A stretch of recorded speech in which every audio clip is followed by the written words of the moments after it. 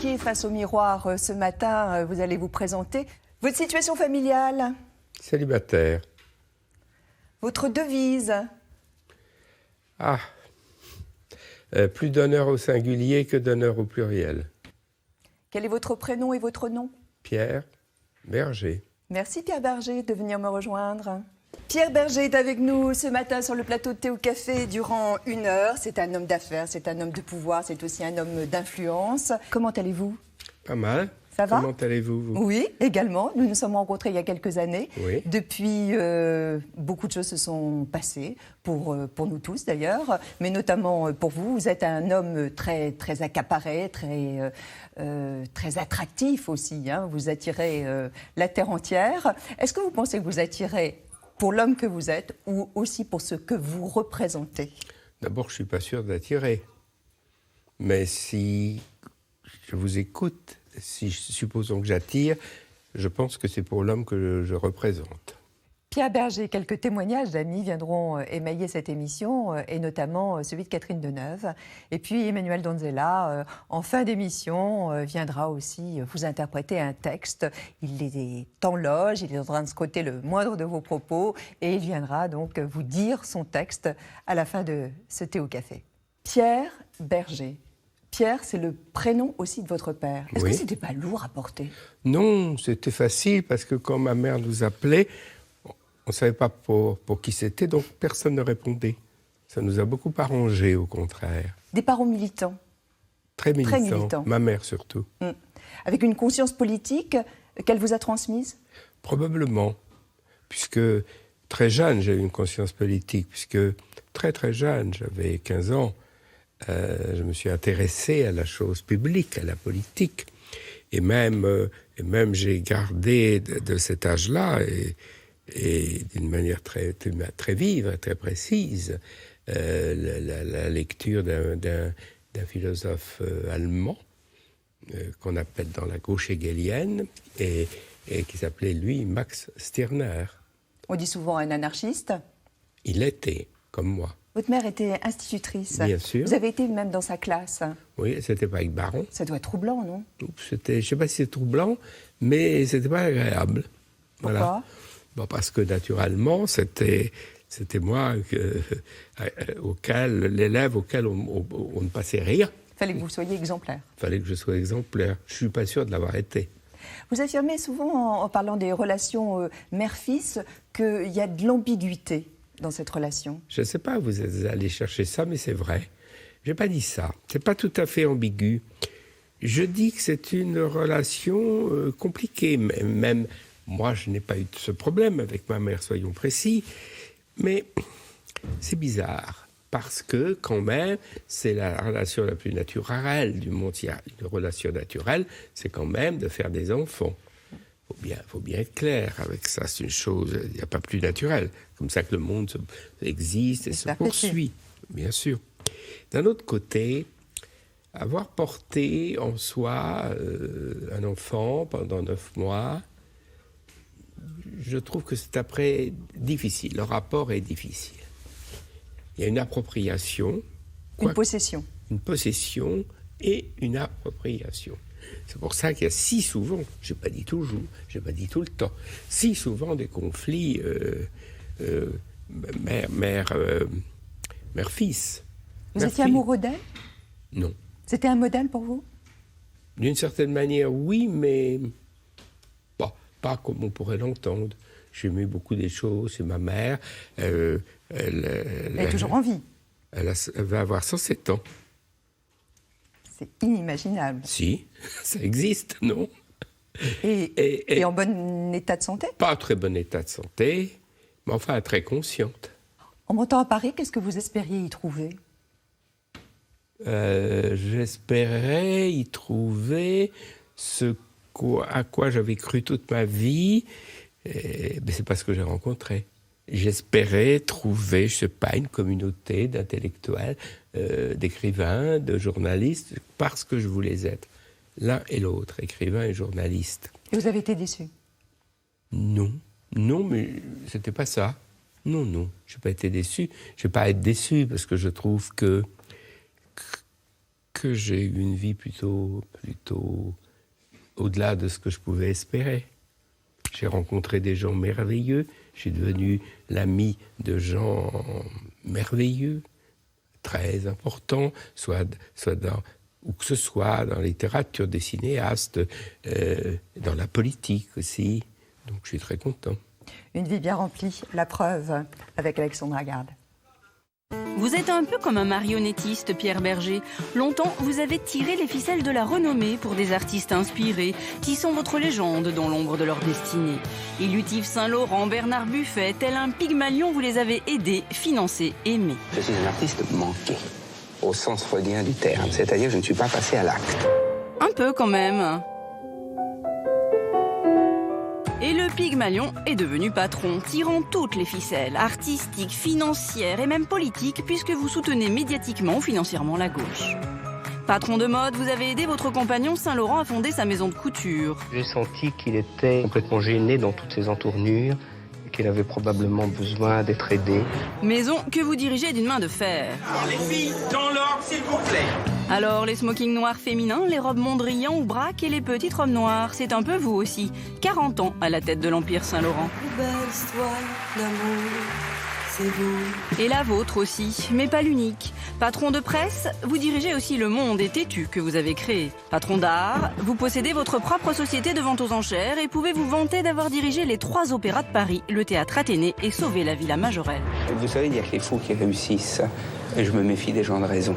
Folie des grandeurs ou mégalomanie, vous êtes aussi patron d'une brasserie de luxe spécialisée dans le caviar. L'argent ne donne pas tous les pouvoirs. L'argent donne d'ailleurs beaucoup de droits, mais beaucoup de devoirs. Devoir que vous assumez en tant que patron du SIDAction avec Lynn Renault. Nous avons besoin de vous. 20 ans que vous vous battez et vous indignez fidèle à cette pensée d'André Gide. J'aurais commencé ma vieillesse le jour où j'aurais cessé de m'indigner.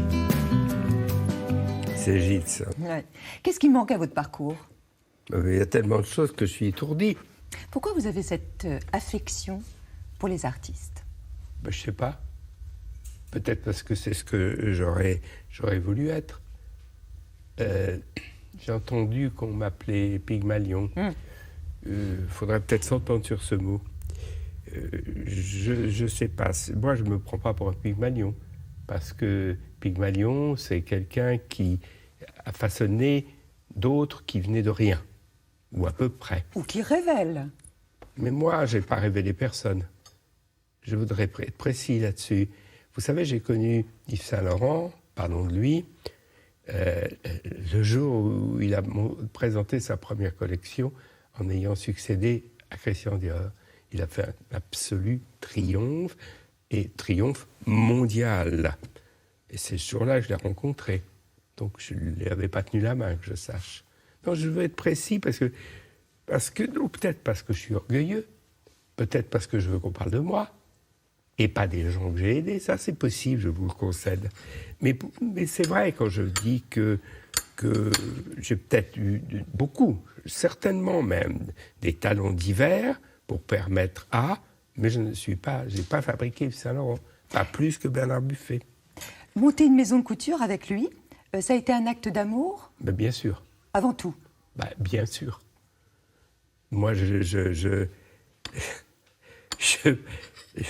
méprisais plutôt les affaires. Je n'y connaissais rien. Vous connaissiez absolument pas le monde de la mode, vous-même ? Un petit peu, puisque je vivais avec Yves depuis 4 ans déjà, avant de fonder cette maison. Donc j'avais une approche, une vague teinture. Mais non, je ne connaissais pas. Mais vous savez, je me suis dit, je connais tellement de gens pas très malins qui réussissent dans les affaires. Et vous vous considérez malin ? Ça oui, excusez-moi de le dire. Pas très malins qui réussissent dans les affaires, que ça ne doit pas être si difficile que ça. Quelle est la chose qu'il aurait détestée dans la mode aujourd'hui ? Tout. C'est vrai ? La réponse est précise. Tout. Pourquoi ? Parce que ce n'est pas sa conception de la mode.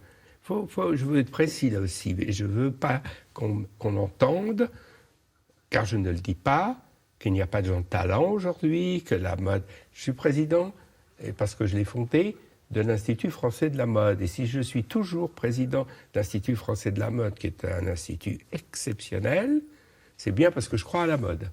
Mais Je parle d'Yves Saint-Laurent. Yves Saint-Laurent ne comprenait pas d'ailleurs la mode telle qu'elle se faisait dans les dernières années de sa vie. dans les documentaires qui sont consacrés à Yves Saint-Laurent, on ne se rend pas toujours compte de l'humour de l'homme. Il y a un petit moment qu'on a beaucoup apprécié. Vous lui posez des questions, et c'est le questionnaire de Proust. Votre idéal de bonheur terrestre. Un grand lit, rempli. Mon rêve de bonheur. Un grand lit, rempli. Comment j'aimerais mourir. Dans mon lit, bien rempli.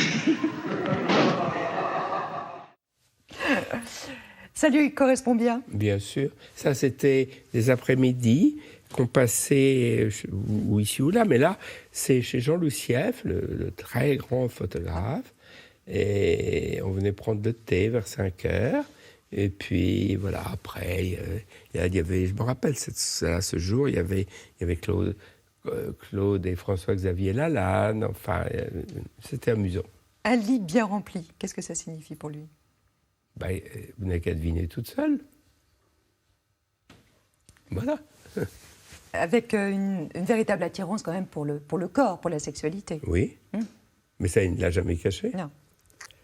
Vous-même, Pierre Berger, est-ce que vous pourriez retomber amoureux? Mais oui. Il y a quand on est mort qu'on ne tombe pas amoureux. Même après un grand, grand amour. Mais bien sûr.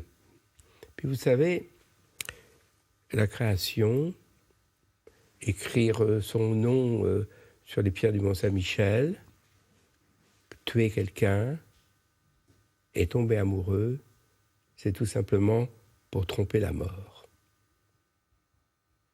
Ne vous trompez pas, c'est pas autre chose. Vous êtes un homme passionné? Oui. Et tomber amoureux, c'est s'oublier? Évidemment. Sans ça, vous n'êtes pas amoureux. Vous préférez être aimé ou aimé? Je préfère aimer. Un couple homosexuel emblématique comme celui que vous avez formé avec Yves Saint-Laurent, est-ce que vous pensez que ça a permis aussi de modifier les mentalités? Bien sûr. C'est souvent, très souvent, que des gens m'abordent dans la rue pour me le dire. Quelqu'un de célèbre, Jean-Paul Gaultier, un jour m'a invité à déjeuner. Je croyais qu'il voulait me parler de mode, pas du tout. Il voulait me dire, je vais vous dire que j'ai une grande admiration pour Yves Saint-Laurent et pour vous, le couple que vous avez formé, que quand j'avais 14 ans, vous m'avez permis de ne pas culpabiliser et après de vivre ma vie. Vous-même, vous avez été victime d'homophobie? Mais tout le monde, tous les homosexuels ont été victimes d'homophobie. Moi, moins que d'autres, parce que moi, je ne me laisse pas très bien faire. Mais Yves Saint-Laurent, beaucoup, dans son enfance. Le débat sur le mariage, vous avez a été accompagné comme ça d'une vague d'homophobie. Comment vous avez vécu ce climat ces derniers mois? Écoutez, très gravement. Là, je parle très sérieusement, il ne s'agit pas de moi. Il se passe en France, depuis quelques mois, des choses qu'on n'imaginait pas. Un retour en arrière. Un retour en arrière. On entend des choses incroyables. Des pancartes avec écrit « Les Juifs et les PD dehors ». C'est quand même... Comment vous expliquez ce lynchage? J'explique que cette France est pétainiste, que je l'ai toujours su, qu'elle a été collaboratrice, qu'on veut bien cacher ça avec une espèce de drapeau bleu, blanc, rouge, en parlant de la résistance. Mais la vérité, vous savez très bien, la vérité, c'est qu'elle a été profondément pétainiste. Et pourquoi ce retour? C'est quand même les gendarmes, les flics français, et pas la police allemande, qui ont emmené les Juifs au Veldiv. Mais pourquoi ce retour? Parce que c'est comme ça. La France est de droite, d'extrême droite. Vous n'avez qu'à voir ce qui s'est passé. Cette histoire de mariage pour tout, moi, vous savez, je n'ai pas milité au début pour le mariage. Vous n'y étiez pas favorable au mariage? Je m'en fous. J'étais tout à fait pour le Pacs. Mais après... Vous étiez pacsés d'ailleurs, tous les deux. Oui, nous étions pacsés, Yves et moi. Mais après, quand j'ai vu la tournure que ça prenait, je me suis engagé à fond dans ce mariage pour tous, à fond. Quand vous pensez que dans un pays si catholique que l'Espagne, c'est passé comme une lettre à la poste. Dans la Belgique, on n'en a pas parlé. En Angleterre, ça s'est passé comme ça. Que dans plusieurs États d'Amérique, dans une Amérique plutôt puritaine, dans plusieurs États d'Amérique, c'est passé comme ça. Mais qu'est-ce que c'est que cette histoire? Et je suis pour la PMA. Oui. Et même pour la GPA. Je trouve que les gens font ce qu'ils veulent. Naturellement, il ne s'agit pas de contraindre des gens. Il ne s'agit pas que la PMA et le GPA soient à l'utilisation des pauvres. Oui, parce que vous avez même parlé de louer son ventre. Bien sûr. Louer son ventre pour faire un enfant, vous dites, ou louer ses bras pour travailler à l'usine, quelle différence? Vous avez choqué. Ça a choqué peut-être, mais je vous le répète. Un ventre et des bras, c'est autre chose. Ah bon? Pour moi, c'est la même chose. Et l'intelligence aussi, on loue. Vous savez, j'ai remis avant-hier le prix Macorlan à une jeune écrivain, femme, qui a écrit ça exactement. J'étais profondément heureux et surpris de trouver ça. Elle parlait d'elle. Elle disait que c'est pas quand je loue mon intelligence pour écrire quelque chose. Elle ne parlait pas de roman, elle parlait de travail qu'on lui demandait de faire. Je dis, pour moi, c'est pareil. Vous auriez aimé avoir une descendance? Non. Pourquoi? Parce que ça ne m'intéresse pas. Parce que je ne fais pas partie de ces gens qui veulent qu'on leur survive, qui veulent se survivre. Moi, je ne crois à rien. Et je suis certain... Agnostique? Ah ben, plus que ça. Et je suis certain qu'après nous, il ne restera rien. Poussière. Ah ben oui. Vous êtes un grand amateur de livres. Vous êtes un bibliophile, amateur d'art, un collectionneur. Est-ce qu'on peut comparer ce goût comme ça pour les collections un peu comme une maladie, presque une névrose? Un peu, je suis d'accord avec vous. Mais je suis d'accord avec vous, je l'ai écrit même, quand j'ai vendu cette grande collection qu'on avait faite, Yves et moi, j'ai écrit dans mes lettres à Yves, je lui dis, il est mort, je lui dis, je ne sais plus combien il y avait d'objets, 850 ou... j'ai oublié. Il fallait bien être fou pour collectionner ça. Mais oui, parce que c'est ahurissant.